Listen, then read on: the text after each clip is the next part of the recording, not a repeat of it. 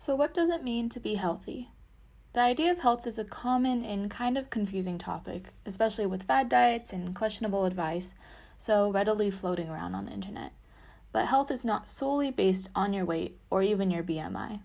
Now more than ever, the idea of being healthy is inclusive of physical, mental, and social well-being. And one of the ways that we can pursue being healthy is through the food that we eat. Food fuels our bodies, as well as influences our mood and acts as a social conduit. So let's take a look at how we can fuel ourselves well. The Department of Public Health recommends following My Plate and to eat these portion amounts 3 times a day for breakfast, lunch, and dinner. You don't need to strictly follow this, but ideally strive for this diet. If you tend to eat family-sized meals or use bowls rather than plates, this can be a challenging visual to follow. But one alternative is when serving yourself in a family-style meal is fill your plate or bowl with a serving of each category of food found on the illustration. This can ensure that you're being mindful of eating a balance of foods, rather than filling up on one type of dish as they make their way around their table. Folks tend to focus on protein when creating their daily meals, but it's really important for us to ensure that there's a variety of colors and nutrients in our daily diet. A few of the most common breakfast foods are scrambled eggs, peanut butter on whole wheat toast, and low-fat Greek yogurt. These breakfast items are all high in protein, but in order to achieve the My Plate visual for breakfast, we should add a serving of fruit and a serving of vegetables to our meal. Adding a serving of vegetables such as onions and fresh spinach to your egg scrambles will take your protein-heavy breakfast and add antioxidants and iron. Topping your peanut butter toast with banana slices will provide 33% of your daily vitamin B6 intake, which aids your metabolism. Fresh or frozen berries make a great addition to Greek yogurt as well. Berries are high in fiber, which may keep you feeling full longer. So now we're going to take a look at some common dinner foods, such as baked chicken, baked fish, and tofu. Again, most lunches and dinners revolve around the protein of the day. Write in the chat box some ways that you would make these proteins into well-rounded meals.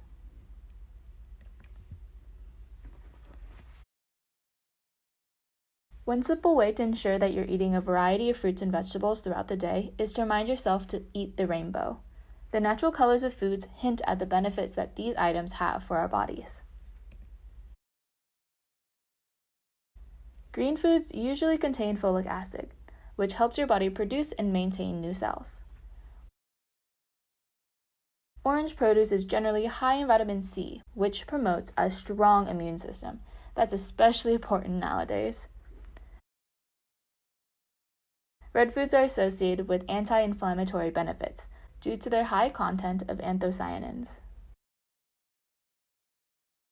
Purple foods are rich in phytochemicals, some of which are believed to protect cells from damage that could lead to cancer. Finally, white produce generally contains potassium and can help lower blood pressure. Next, we're going to be covering some food safety tips. It's really important for us to be reviewing these things and learning them because most foodborne illnesses are a result of a person not handling foods in a safe way. The first tip that we're going to go over is proper hand washing. Before and after foods, the minimum amount of time you should spend washing your hands under running water is 20 seconds. And so this includes the time of wetting your hands with the water, dispensing the soap, washing and rubbing all parts of your hands, and then rinsing off the soap. Tip number 2 is how to disinfect your cutting board properly. A lot of us just use soap and water and just kind of scrub our cutting board and get ready for the next time we need it. But in order to properly disinfect your cutting board, you need to use a fresh solution of 1 tablespoon of unscented liquid chlorine bleach per 1 gallon of water. And when you make the solution, you want to then flood the surface of your cutting board with the bleach solution and allow it to stand for several minutes.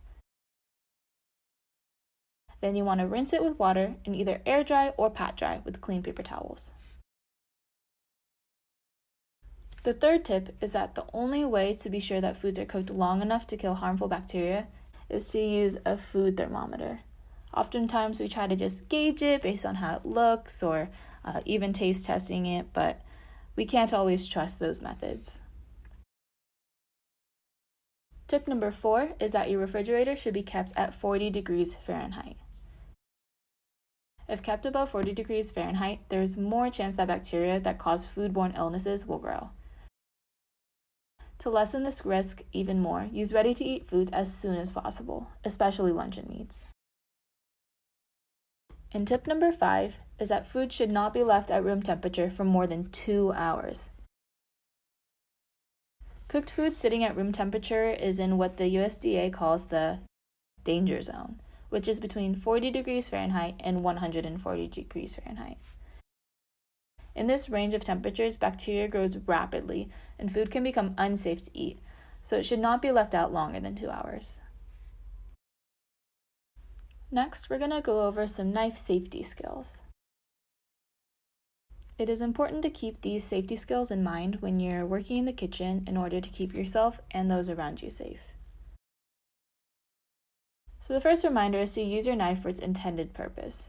Kitchen knives are used for cutting food only. Oftentimes it's easy to just want to use kitchen knives for opening a package. But if you use your knife on other materials, it may dull or even break your knife and risk injuries to yourself. A really important emphasis is also to not use a knife on live electrical items like appliances. The next concept that we want to go over is the claw hand. Hold the item you're cutting firmly with one hand. Make sure to tuck your fingers in and curl them under so your fingers are not sticking out when the blade comes down. Another reminder is to always use a cutting board. A cutting board will provide a safe and stable surface upon which to cut foods. Cutting boards are generally more hygienic than countertops, improve your control, and also help save your counters from unwanted nicks and cuts. You also want to make sure that you're cutting away from your body instead of towards it. By cutting in a motion that points away from your body, you're less likely to cut yourself in case you or your food slips. You also want to make sure to sharpen your blades regularly. A sharp blade slices through foods with less effort than a dull knife. A really important tip to remember is to let knives fall. This seems counterintuitive because most of us want to save the day and protect others by catching the knives, but you actually increase risk of getting hurt by putting your hand out to try to catch it. Instead, you want to let it fall, but be aware of where your feet are, and then pick it up off the floor once it has stopped moving.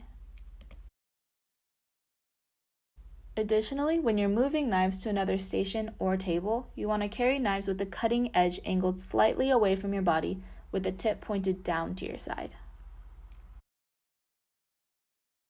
When sharing your knives with other people, place the knife down on a clean surface and let the other person pick it up. You also want to make sure to store knives safely.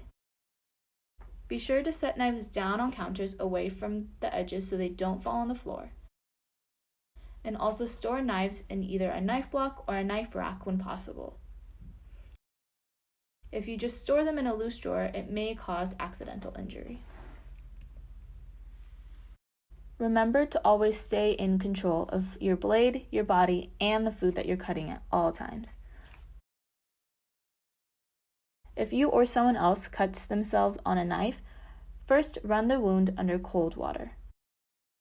Once the bleeding stops, dry it with a paper towel or a cloth and cover it with a bandage or Band-Aid. If the cut is really deep, apply pressure to it and hold it up over your head if possible. If the bleeding continues, get medical attention.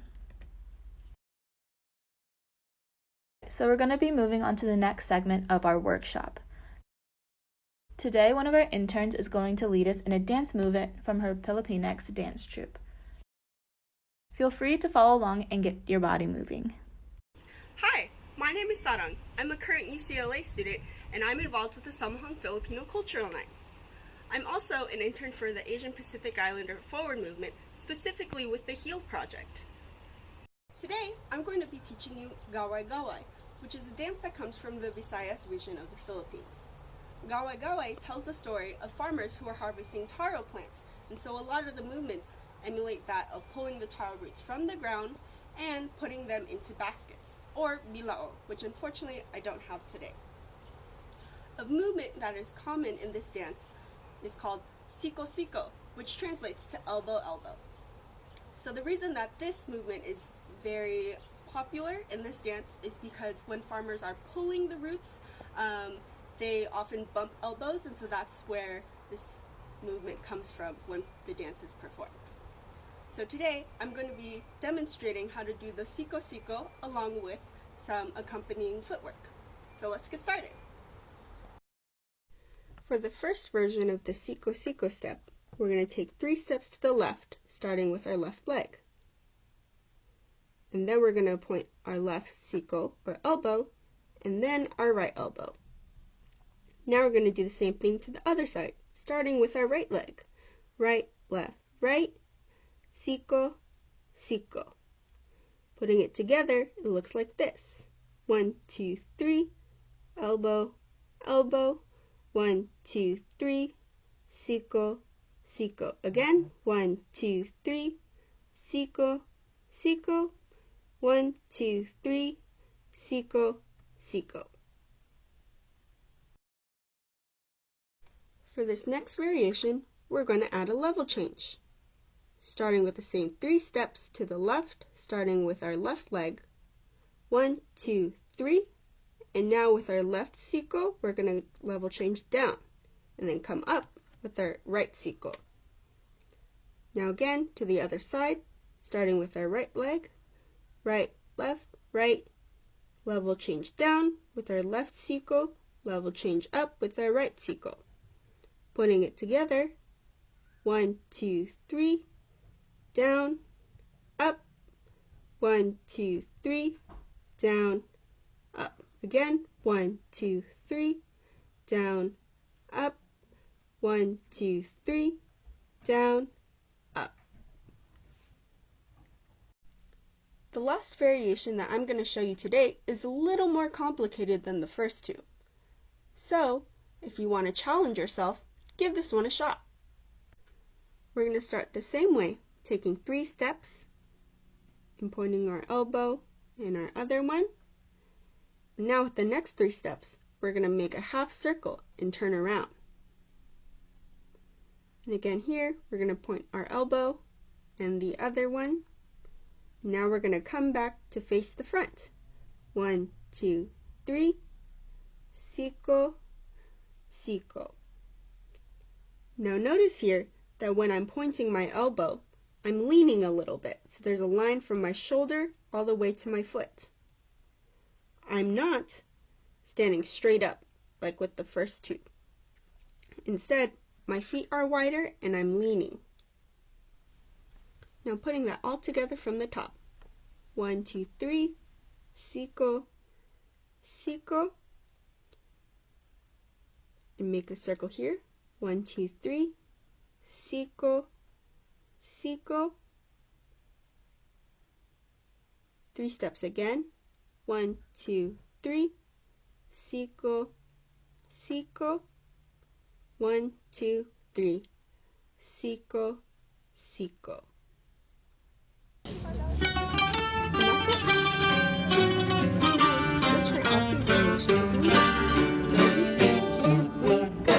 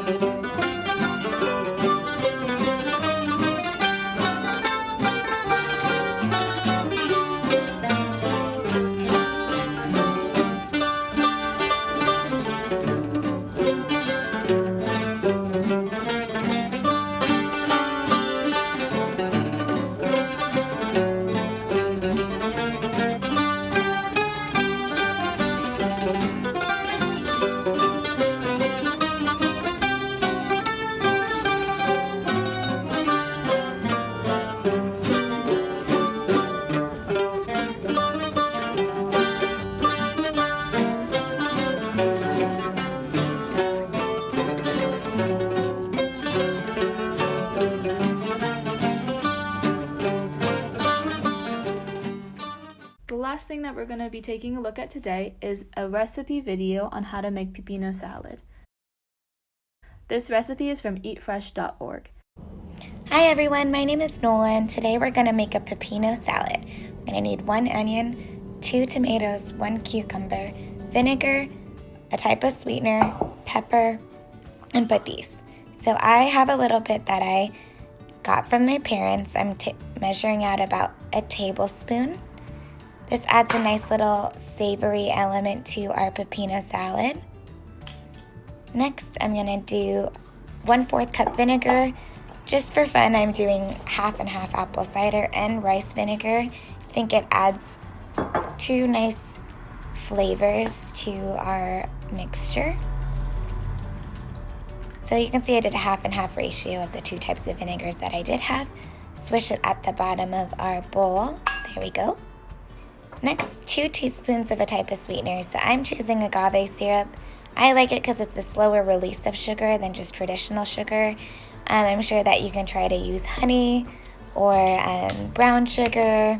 Coconut sugar might be good. And stevia might be a good option if you're not able to have too much sugar at this point. I got about 1 inch of ginger, and I'm going to finely mince it.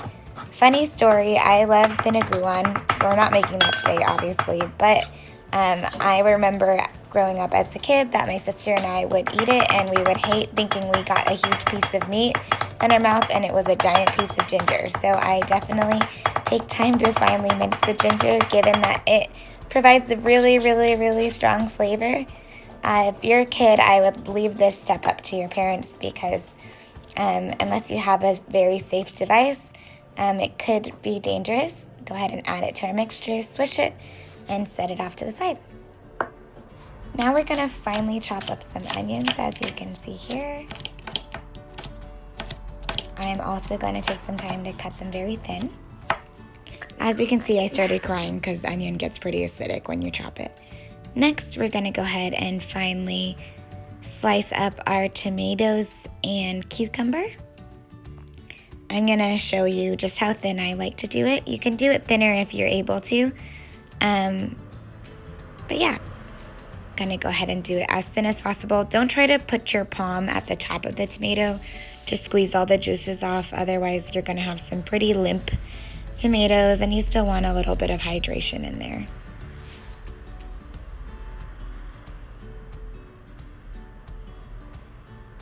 All right, next is with the cucumber. And we're going to do the same exact thing. Alrighty, so we're going to combine all the elements. I forgot to film this step, so sorry about that, guys. And pour the vinegar mixture up at the top. Gently toss it around with your fingers so all the juices get marinated. Cover it with some wrap and put it in the fridge, and we'll see it in about 30 minutes. In the meantime, be proactive, everyone. I would highly encourage you to clean up the kitchen really nicely, especially because it's a shared space and it'll make your parents very proud. I'm going to go ahead and open the fridge because before you know it, it's going to be pretty chilled after half an hour or an hour or longer if you'd like. I'm going to portion some out as a little bit of a snack. And I think this pairs really nicely with a rich protein. You can also do it with some rice or a nice carb on the side. I think it's just a little refreshing cold salad because the days are going to heat up soon. Going to garnish it with some fresh pepper. And that's a pretty simple recipe, guys, but here's our pipino salad in all of its glory. Thanks so much for watching, and we'll see you soon.